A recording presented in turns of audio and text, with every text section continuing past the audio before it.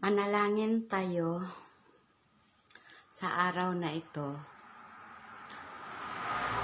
Ang tanda ng Santa Cruz sa aming mga kaaway, iadya mo kami, Panginoon, naming Diyos, sa ngalan ng Ama, ng Anak, at ng Espiritu Santo. Amen. Panginoong kong Hesukristo, Diyos at tao namang totoo, gumagawa't sumakop sa akin. Ikaw nga po ang Diyos ko na iniibig kong lalo sa lahat. Pinagsisihan kong matibay na matibay sa tanang loob ko ang pagkakasala ko. Sa iyo, umaasa po ako sa dakilang awa mo na ako'y iyo pong patatawarin at papagkakamting luwalhati siya nawa. Ang sagutan kay San Antonio de Padua, kung hanap mo'y himalay, masdan nawawaksi kamatayat, kamalian lumalayo ang demonyo't kahirapan. Gumagaling ang sakit, liprahin man, nahuhupa ang bagsik ng dagat, natutubos ang mabibihag, kayama't lakas na untag. Matanda't batay nagkawas, umiilag ang panganib, ang mahirap ay nakakatawid, kayong kinakalingay, magsiawit, sa mga Paduano ay ipagsulit. Nahuhupa ang bagsak ng dagat, natutubos ang nabibihag, kayama't lakas ng untag, matanda't batay nagkawas. Luwalhati sa Ama, luwalhati sa Anak, at luwalhati sa Diyos, Espiritu Santo. Nahuhupa ang bagsik ng dagat, natutubos ang mabibihag, kayama't lakas ng untag, matanda't batay nagkawas. Idalangin mo po kami kay Kristo, maluwalhating San Antonio, nang maging dapat natotoo ang pangako niya'y matamo siya nawa. Ito sa araw na ito, ang ipinananalangin sa Panginoong Diyos ay ilayo sa kamatayan alang-alang kay San Antonio de Padua. Sa araw na ito ay paggunam-gunamin mo ang malaking karangalan na ipinamuti ng Panginoong Diyos sa unang kuro ng mga espiritong tagalangit, na ang pangalay mga angheles at ang kahulugay nagbibigay alam kahambing ng imbahadores, sapagkat tungkulin niya'y magpahayag sa mga tao ng panukala ng kanilang taasan at mag-ingat mangaral at magtuturo ng daang matuwid sa lahat ng tao. Na kay San Antonio rin naman itong kataas-taasan, na siya'y naging nonsyo o embahador na parang mangangaral sa maligayang hulog ng karangalan ng Panginoong Diyos sa mga tao.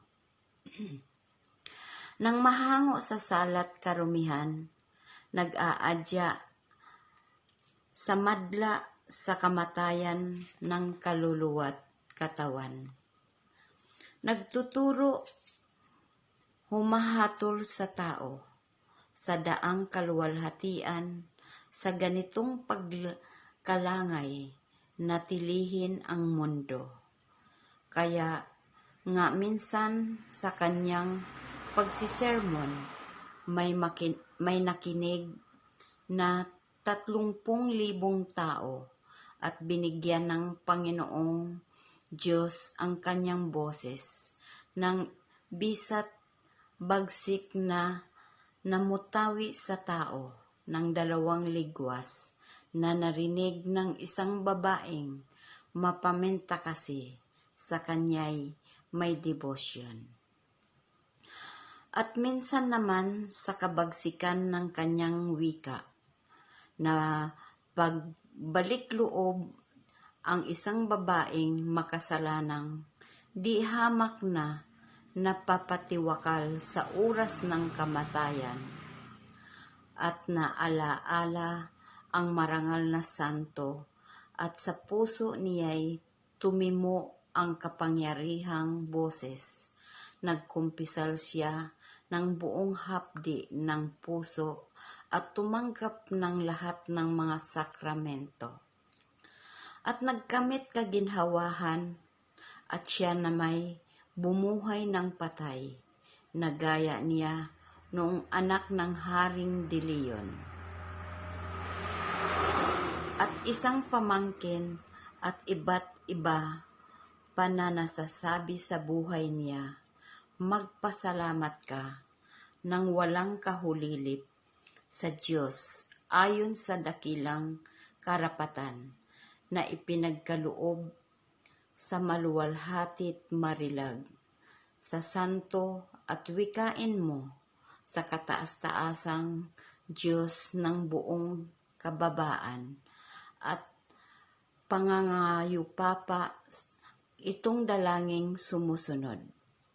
Panalangin sa Diyos sa unang araw, Diyos at Panginoon ng mga angheles, pinuspos mo ang maputi ang kaluluwang mapalad ni San Antonio, marilag na anghel. Ginawa mo siyang embahador at kaaya-ayang predikador ukol sa kaginhawaan ng mga tao ng kanyang pangangaral at halimbawa sa kamatayang sakit. Ako po'y nagpapasalamat ng walang hanggan ayon sa maluwalhating Espiritu ay amo ko po ayon sa pamamagitan ni San Antonio, pamutihan yaring kaluluwa ng linisan ng langit, at ako'y iadya mo sa kamatayang walang hanggan. At tuloy biyayaan mo ng bukod na grasya na hinihingi ko sa nobinang ito kung siyang nauukol sa inyong lalong dangal, luwalhati at pakinabang ng aking kaluluwa siya nawa. Ama namin, sumasalangit ka, sambahin ang ngalan mo, mapasa amin ang kaharian mo, sundin ang loob mo dito sa lupa para nang sa langit. Bigyan mo kami ngayon ng aming kakanin sa araw-araw at patawarin mo kami sa aming mga sala para nang nagpapatawad namin sa nagkakasala sa amin. At huwag mo kaming ipahintulot sa tukso at iadya mo kami sa lahat ng masasama. Amen. Aba, Ginoong Maria, napupuno ka ng grasya, ang Panginoong Diyos ay sumasayo, bukod kang pinagpala sa babaeng lahat, at pinagpala naman ang inyong anak na si Jesus. Santa Maria, Ina ng Diyos, ipanalangin mo kaming makasalanan, ngayon at kung kami mamamatay. Amen.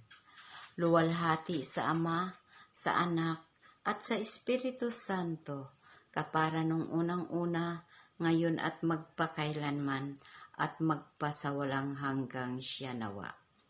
Orasyon kay San Antonio sa araw-araw.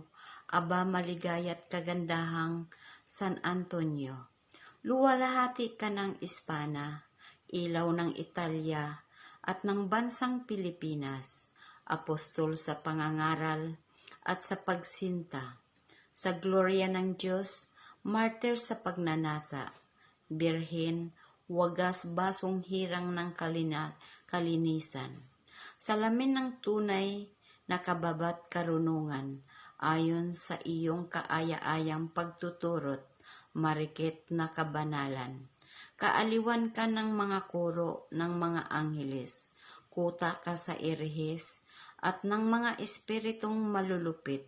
Sa ngalan mo, lamang nangatatakot at nagsisipanginig sa katakataka mong mga milagro.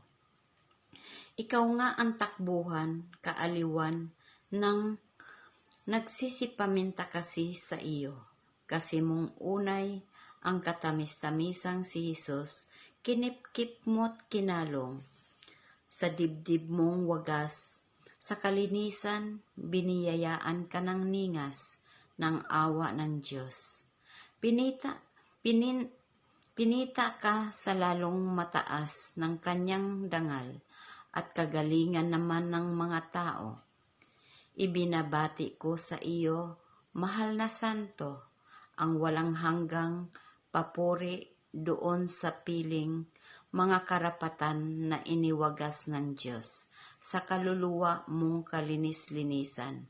At ikinatutuwa ko ngayon at ako'y nagluluwalhati sa bayan ng kalangitan, kasamaan ng 9 na kuro ng mga angheles. Aba, mapagmilagrong Antonio, kapangyarihan ninyong santong sanggol, binigyan mo ng kabuhayan sa lupa't sa langit ang maraming patay, ng pagkakita ng mga bulag, ng pagkarinig ng mga bingi, ng pagkalakad ng mga pilay, ng pagkapangusap ng mga pipi, ng pagpagaling ng mga may sakit. Ilingon mo sa amin ang kagandahan ng iyong muka nang pumanaw sa aming puso ang mga kasamang nagbibigay kamatayan sa kaluluwa namin at maulinig namin ang saklolo ng Diyos sa aming puso at kami lumakad ng buong ningas ng puso sa pag-aalinsunod sa Diyos at sampalatayanan namin ang santo niyang ngalan. Hingi mo rito sa marangal na sanggol na siya'y araw ng katwiran, pawiin niya sa mundo ang karimlan ng mga erehes, kamali at kasalanan na nagpapaulap at nagpapadilim dito. Tunghan mo naman at ipatnugot ng kahusayang talos ng Santa Iglesia na magkaisang loob sa awang dakila. Mabuhay tayo't mapanuto ng pagsunod sa utos ng Diyos. At ikaw na maluwalhati ng ispana, pununghan mo ng matang maalindog itong aming bayan at igawad sa amin ng matamis-tamisang Jesus ang mahabang buhay, kaginhawahan at katwirang sa purgatorio o kaya ang lalong kaluwalhatian ng Diyos at kagalingan ng aming kaluluwa. Pakamtam sa amin ang hinihingi namin sa taas-taasan at kung di karapatan, ituro yaring puso na di magnasa ng bilang bagay kundi ang lalo mong maibigan siya nawa. Panginoon ko, kaawaan mo ako at sambahin nawat purihin ang Santisimo Sakramento sa altar at kalinis-linisang paglilihi ni Ginoong Santa Maria, ang bukod na iniingatan at pinagpala na walan ng kasalanang orihinal. Amen. Magandang umaga po sa inyo muli. Mahal na Amang kataas-taasan. Sa pangalan ni Jesus, in Jesus' name, Amen. Sa ngalan ng Ama, ng Anak, at ng Espiritu Santo. Amen.